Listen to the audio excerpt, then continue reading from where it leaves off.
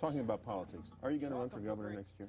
I made up my mind. I'm going to take this time in December to travel around the state, talk to people, consider my other options as well, whether it's private practice or to go to the corporate world. And then I think sometime during the month of January, I'll be in a position to make a decision. But you are considering, it's a possibility. Oh, absolutely. Now, if it is a possibility, if you are considering, why do you think you would make a good governor of New Jersey, particularly at the difficult economic times you're facing? If I make the decision to run, I'm sure I'll have a lot to say about that. But you know, now's not the time to go into that. But you're saying you're saying that you're considering it. Therefore, right. You must assume that you have the qualities to be governor, and we'd like to know if you could share it now before you make a decision. I think if I make the decision to run, you can safely assume that I believe I have the qualities to be a good governor. But unless and until I make that decision, I think to put that cart before the horse just doesn't make any sense. I'm going through a deliberative process now.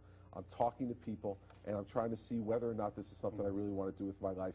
And I'll have a lot to say about it if I decide to. And even if I don't decide to, I'm sure I'll have a lot to say about why I'm not going to do it. So we can get at it this way. Yeah. As a citizen who cares about the state yes, and sir. The 8 million people in the state of New Jersey, what would you say the top 3 challenges the state faces right now? Private citizen, former U.S. Attorney Chris Christie. You know, I'm going to take my time to think about that. That's a very good question. And I bet you there's probably 50 challenges that face the state. Top 3. Well, what the top 3 are, I'm going to have to take some time to think about that and prioritize them, Steve.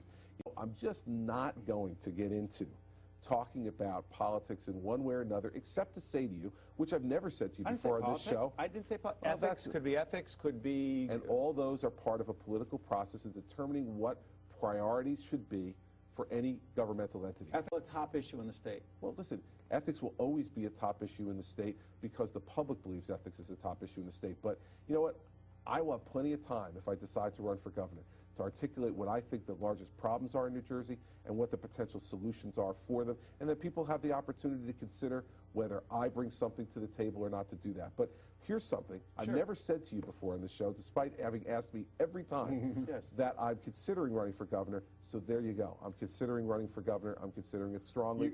It's a very bold statement. And and I've told you now. I've told you that, and you've been asking me. Now to you're say that for considering years. running. You would be running as a Republican.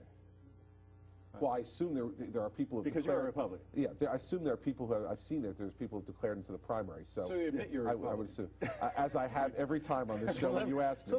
Just in case anyone's forgotten, you always are kind But Chris, enough how would you characterize? Are you a conservative Republican or a moderate Republican? What I am is somebody who has always been committed to the best in public life, and I think again, all these labels and the things that people try to do when they're playing politics demean public debate.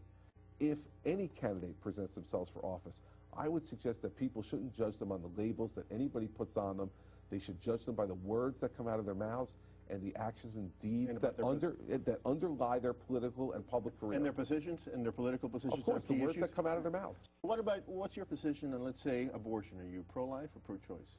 You know, if I'm a candidate for public office, I'll be obligated to answer that question. But right now, that's a personal decision on my part.